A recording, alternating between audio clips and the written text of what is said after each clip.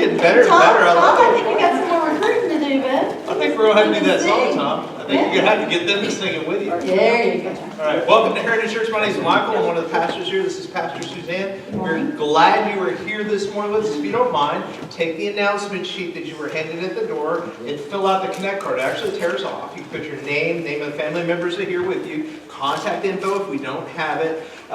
If I don't care if you've been here 100 times, fill it out. That way, if we've missed talking to you, if we don't see you, we at least know you were here. There's a lot of folks coming in and out on a Sunday morning. And if you go missing, we're going to call you and check on you, okay? Because you're part of our family. We actually do care about you. So please fill this out at the end of the service. Put it in the offering bucket on the way out the door. We'll talk about it again a little bit. If you're a guest here today, we won't misuse your information at all. We just want to connect with you and figure out how you can fit into Heritage Church. If you are our guest here this morning, we welcome you. We know that you have many choices and places to worship, so it's a gift to have you with us. We have a small gift from us to you, a book of prayers by Max Lucado. We'd love to give you on your way out the door today. If after staying for our service you think that Heritage is not the church for you, please let us know. We would love to help you connect to a church in our community where you can grow and serve Christ. Now, we're glad you're here for this 2020 Seeing Clearly message series. If you missed the first two messages, please make sure you get online and watch them. This is kind of important. And, you know, normally we do something vision related at the beginning of the year. And we just really, we had to settle in just almost a little bit different tack because our vision is so cloudy nowadays. You know, it's a new year, a new decade, and we need to figure out where we as a people are going to go, where we as a church are going to go. But the problem is, in this world, it's so hard to see clearly. We're receiving so much information, just non-stop information. And even social media is not social media, it's commercialized, okay? You're being marketed to by someone, somehow, all the time. And they're trying to tell you that their thing is the most important, and somehow, some way, we need to be able to filter that out and see the things that are actually the most important things. And the way you do that is by defining what your values are, and it's one's judgment of what is important in life. Because when you can focus in on your values, you can ease out all the other clutter, all the other noise, and you can point your life in the direction it needs to go. Because when you define your values, you begin to see clearly. So we started this off, we talked about authenticity, we talked about acceptance. You can watch those online. And today's value we're going to discuss is the value of kids. At Heritage Church, we value kids. Now, when we say kids, it's kind of a big umbrella, right? We're talking from birth to 18, all the way through our children and our youth. You know, we value kids. We kind of have a phrase here when it comes to our kids. It says, you're never too small to do big things, right? I mean, we've all seen little kids pull off amazing things. We've seen teenagers pull off amazing things as well in the world around us. Now, in Heritage, there are some things that we kind of do intentionally, and you may not even realize that we do them intentionally. For example, when you come into worship every Sunday, we have the kids come in. A lot of churches you go to, you take your kids back to an area and you check them in, and while that's nice to check them in, we lose something in that. The family misses the feeling of having our children around us. And our kids, if you think about it, if you just went to church and you checked your kids in every Sunday, they could be like in middle school before they ever even sit through a worship service, right? So it's important for them to be part of the family here. So that's something that we do to show we value kids. We have a little baby area over here. Maybe somebody using that baby area right now. And, you know, we do that because we understand that, you know, when you have a little one, sometimes they get a little squirmy and stuff. Gives them a little extra place to sit. I wish we had more room to offer that to our moms. But, you know, I've heard people say, well, you know, babies are crying in church. And I imagine when Jesus was speaking, probably there were some babies around crying, right? I mean, but I kind of have this saying, you know what's worse than a baby crying in church? Having no babies in church. Right? Can I get an amen on that? Somebody? You need an amen. Right? I mean, that's, you know, the worst thing. Wednesday night, our whole building is overtaken with youth. When I say overtaken, I mean overtaken every nook and cranny. You can smell middle schoolers everywhere. I mean, you know, it's just all, you know, all over the building. And half our staff, it works with kids. We have our preschool director under leadership of Michelle Wickham that takes care of kids in the community and, you know, kind of educates them in preschool. We have our children's director under leadership of Christina Troutman, who takes care of birth to 5th grade, and then our youth ministry, 6th grade through 12th grade, is under the leadership of Heather Gillum, and she takes care of all those as well. And you know what's great? We don't just take care of the kids that are in the walls of this church, we try to take care of kids on the outside of the church. Amen. So Heritage has a presence at Heritage Elementary School. At Heritage Elementary School, they often ask us to do different things for the school. In fact, those of you that are on the Facebook page, you're going to get a link pretty quick. The school had just called the other day and said, hey, could we get maybe some help for proctoring some exams that they have? And I love that they feel like they can call us and we'll help them, right? Isn't that wonderful? And then on Thursday mornings, Michael and me, and myself, and Heather Gillum, our youth director, we go over to Liberty Middle School and we spend the morning with the 6th through 8th graders and just kind of share God's love with them, and we get to do that as we lead First Priority over there. And then at James Clemens, every week our church provides the backpacks for kids at James Clemens High School who don't have enough food on the weekend, who deal with food insecurity in their lives. We provide that as well. You see, for us, kids, they're the lifeblood, they're the pulse, they're the heartbeat of our church. And when we value kids, we begin to see things clearly. Have you ever thought about what Jesus' opinion was about children? I mean, Jesus certainly had an opinion about children, but it's interesting. Have you ever thought about how the world viewed children in that time period?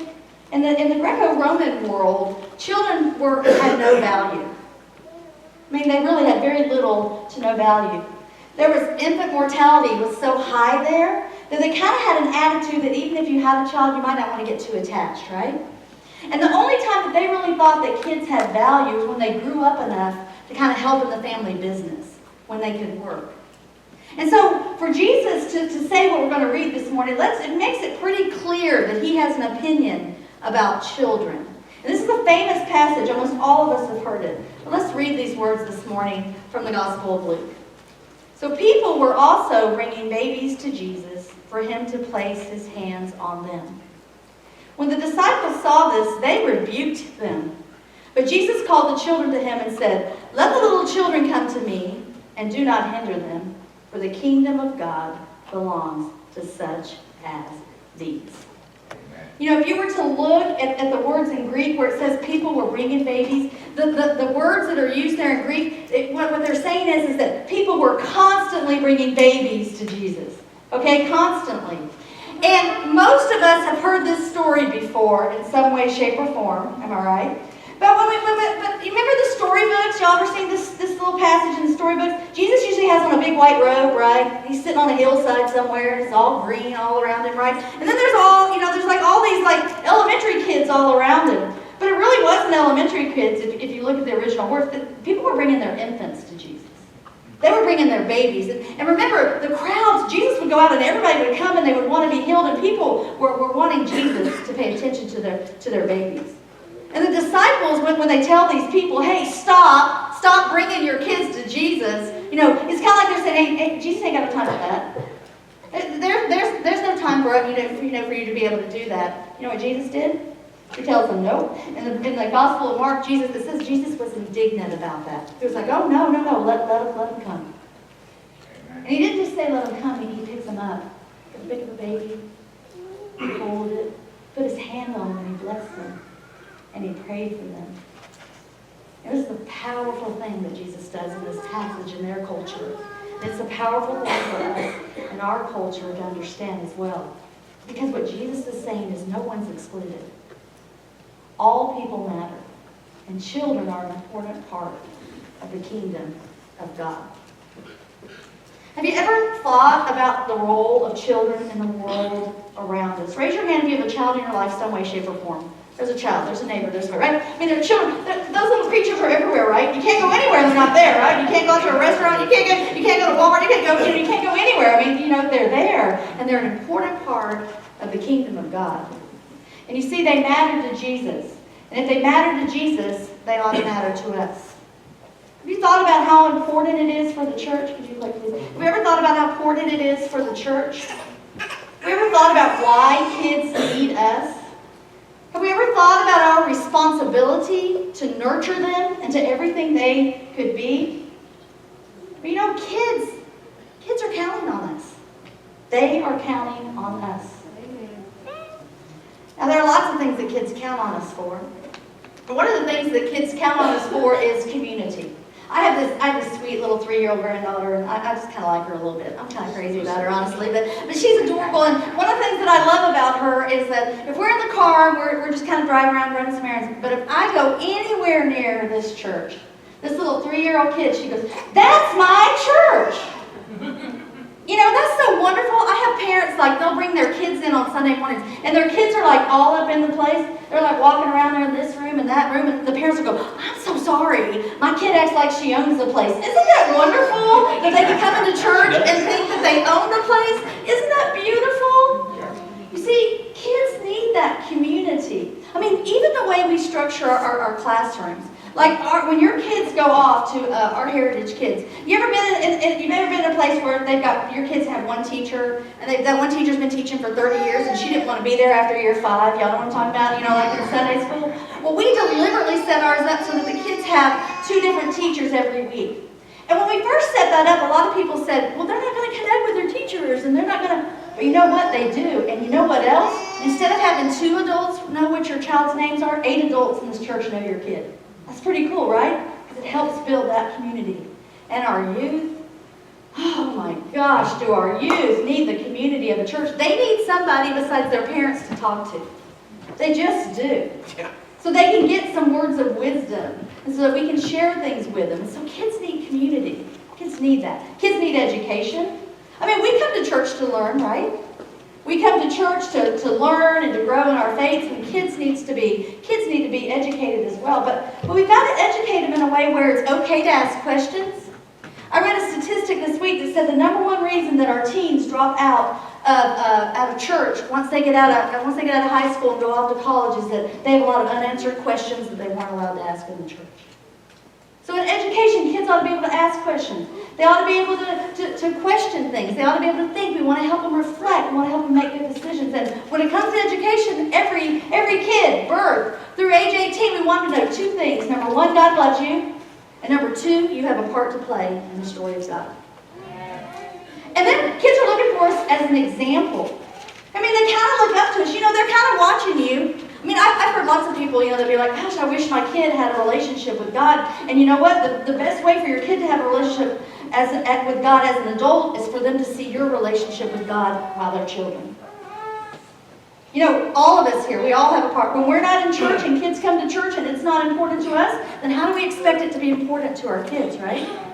I mean, in a sense, we act as the image of God to our children. We're their example. They look at us. And we have a responsibility to pass on our faith. But here's the deal. It's not just the parents' responsibility. It's all of our responsibility. And it's one that Jesus himself has given to us. And the kids need us for love. You know, kids need acceptance. Kids need encouragement. Kids need unconditional love. And kids, in the world in which we live, they need to know that they matter. And by loving them like that, they know that. They learn to love themselves. I mean, just last week we were reading all the things that people were writing on their index cards of things about their own life, you know, things that they were struggling with in their lives. And what do we hear over and over again? Self-image, self-image, self-esteem, self-esteem, over and over and over again. Our kids need someone to tell them that you are fearfully and wonderfully made, and God created you, and you are loved just like you are. They need to know that. They need to know that in their lives. Because if they can love themselves, then they can love God, and they can learn to love others. We get to be their example in that as well. And then kids, they need us for security. I mean, at home we wouldn't think of not taking care of our kids, and at church we should think about that as well, that they need the security of this. We got to meet their emotional needs. We need to help meet their relational needs. We need to meet their spiritual needs. We need to meet their physical needs. I mean, we have child abuse prevention policies to try to make sure kids are safe here. We try to keep the facilities up so when the kids come in, everything is safe here. We even have a park where they can go outside and play here when they're well. You see, I think the church should be the safest place in the world for a child. Church should always be the safest place. And then, you know, kids just need us for support. You know, I have that cute little granddaughter, and I also have a cute little grandson. He's about 1. And he is he's kind of like a weebles wobble, but he falls down, right? I mean, you know what I mean? I mean, he falls down, you know, he takes 2 steps and he falls. But he started doing the most adorable thing. And this little thing, you know, we would all say, well, do you want to go over there? And before he takes a step, he holds his hand out. He wants to hold hands while we go do it, right? Because then I can support him and I can stabilize him. You know, there are a lot of kids in our community who desperately need the church to support them, to grab their hand, and to help them journey through this stuff. Our kids are just inundated in the world. We think we're stressed. It's bleeding down into our children. The things that they see on social media that we don't even want them to see, they're seeing at ages way too young for them to see. The things that they're seeing in films, the things that are in songs, the violence that they see on television. Kids need a place where they can come and know they're always accepted. They're always loved, and the church should be that place. They should be supported. And then finally, kids need us for our wisdom, because kids are smart. You hear me? And we're not book smart, but we are smart. There's a lot of life lessons that have been learned in this room, right? If you take those life lessons, and then you take the lessons that we learn from our faith, and you put them together for our kids, it helps our kids make godly decisions. And isn't that what we want for our kids? You see, Jesus valued kids. Heritage values kids, and we all should value kids, because when we value our kids, that's when we'll see clearly. Make no mistake, Jesus valued kids. In fact, he has some really, really harsh words for those who would harm children. Something about millstones tied around your neck, I don't know, something like that. You can look it up. I mean, kids are totally dependent on us. They need us to be there and be present for them. God has a heart for the dependent people in this world, for those that have no power or control over their life. If you look through the Old Testament, it's always the widows, the orphans, and the aliens, those that are forced to immigrate into a strange land because they need to. Everybody that is helpless and dependent upon society, the church should be there for them. We should be there.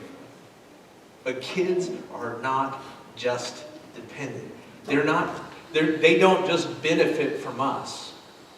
We benefit from them. Because Jesus said, let the little children come to me and do not hinder them, for the kingdom of God belongs to such as these. They're in. They own the place. Like she said, that my kids act like you own. Yeah, they do. Go. It's yours. It's your place. Then Jesus said this, truly I tell you, anyone who will not receive the kingdom of God like a little child will never enter it.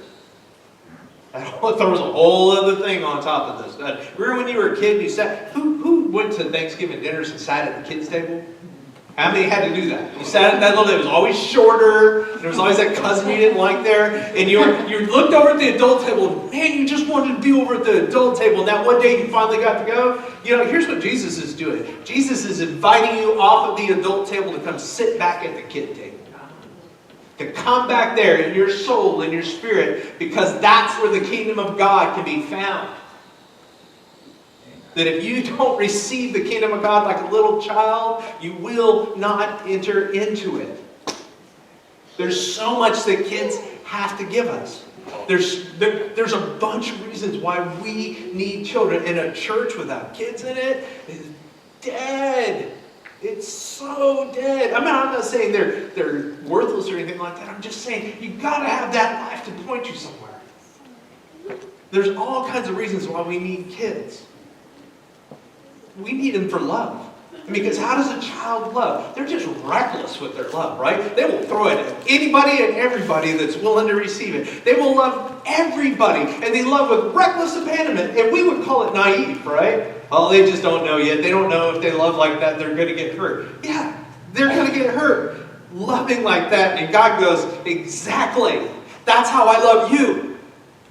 I love you in such a way that I'm opening myself up to being hurt. And that's okay. I'm going to keep doing it. It's reckless. They point us to the love of God. And joy, there is nothing better than listening to a bunch of little kids just giggle uncontrollably until they almost wet themselves, right? There's nothing better than them rolling around and chuckling. And you know what? When's the last time you got down on the ground and played with kids? Now, I know you got to get back up off of them. I'm getting to that age where that's an issue, right? But when you get down on the ground, when you get down on their level, all of a sudden you have a brand new perspective, their perspective on life. And you enter into their world. That world is full of joy. And all of a sudden the worries start to drop away. Get down on the ground with some kids and see what happens. I'll pick you back up. It's fine. And peace. It doesn't matter how chaotic a child's life is. And we've seen kids from some really hard places. It doesn't matter how chaotic, they will do whatever they have to do to carve out a peaceful spot, even if it's a make-believe world. They will carve out a place to have peace in their soul. When's the last time we did that in our chaotic world? When's the last time we went and carved out a spot and found peace? And patience? Why? Why this? Why that? And you better have some patience when you have kids, right? You better practice some patience. And you have to. You have to be patient with these kids because they're just kids. They're just trying to figure out life. And they're asking you why. And you better have some patience and be able to answer them right. Not just because I told you so, because they want to know why. They're trying to figure out life. And that patience lesson is such an important lesson for us because we're still trying to figure out life. And the other adults that we're impatient with in our life is still trying to figure out life. And maybe, just maybe, that patience we learn from the kids could be applied to everybody else in this world, and we wouldn't be so at each other's throats. And kindness, I watch my pre-K grandkids. I watch them get to school and grab a friend's hand, and it doesn't matter if the kid's black or white or how big or small or pretty or ugly or anything like that. They're just kids having fun, and they're so kind. No one's in or out. You know the only thing they actually recognize in preschool, the kids? You know the reports I get back? He was being mean today. It's the unkindness that gets noticed among kids. We teach them all of the other stuff. It's the unkindness. Maybe we could just learn that the one thing that we need to really spot is just unkindness in the world and call it out. And goodness, you haven't seen empathy like our kids here at this church. When we do VBS with our kids, we always challenge them to like a quarter drive or a penny drive or whatever like that for some specific ministry that we're going to give the money to. And these kids come in, and by the end of it, they're robbing your wallet, right? Because they're coming in with 20s, right? And they're just going to be generous even if it costs you a little bit. And they come in with their piggy banks and they pour them out, and they're just so proud to do it because they know they're making a difference for another human being. And when we have them write letters off to some group of folks that are struggling, maybe soldiers that are deployed or police officers that are struggling in their thing, or maybe homeless folks, you know, the letters they write will break your heart. And our youth, when they go on mission trips, and they see how everybody else in the world has, because we take them to some wretched places, and they see how these people struggle on the hour, it opens something up inside of them that they want to give all they have to that. And if you want a life-changing moment, I challenge you to come on a Wednesday night when our youth pack the food backpacks to go to James Clemens and watch them lay hands on those backpacks. And the prayers are life-changing. These kids get something that adults many times have lost. That generosity of spirit, that goodness. And gentleness, you know what? Harsh just doesn't work well with kids. It's diminishing return. And we have to figure out that real quick. And faithfulness, let me tell you something. We have one goal for our children's ministry, that your kids drag you to church on Sunday. They're the examples of faithfulness. We want your kids to go, oh no, we're up, we're ready, we're dressed. We're going to church today, Dad. Oh, I'm sorry you're sick. Come on, we're going, right? We want those faithful little disciples of Jesus to drag your parents into church and show you what faithfulness is about. And self-control, whoo! Man, have I had to learn impulse control. right? Because I can't just say what I'm thinking right at that moment, right? Because they're all ears. They pick up on the energy in the room, and I have to learn to regulate myself when I have kids around because I'm trying to teach them to self-regulate, right? And kids will teach you self-control like nobody's business, won't they? When you hear them parrot back something wretched you said about somebody else, right? My mantra, I'm the adult, I'm the adult, I'm the adult, I'm the adult, right? That's it. Kids have so much to give us. And if that list looks familiar, that's the fruit of the Spirit in Galatians 5. That's what kids draw out of us. That's what they do. They bring out the best of our humanity if we allow it. If we see them as that value creation within us, they suck it out of us. They suck the best out of us. They teach us how to live in a way that God comes out of us into the world. When we value kids, we begin to see clearly. Because God values kids, we value kids. There's a beautiful scripture, and it says that children are a what? Heritage from the Lord. They are a gift from heaven.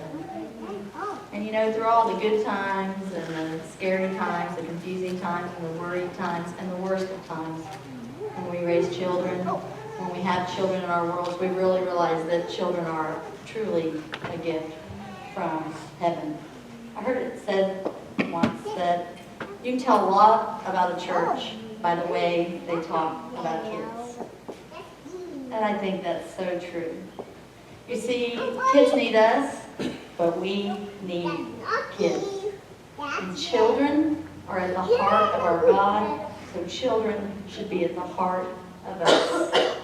And when we value kids, that's when we will see things clearly.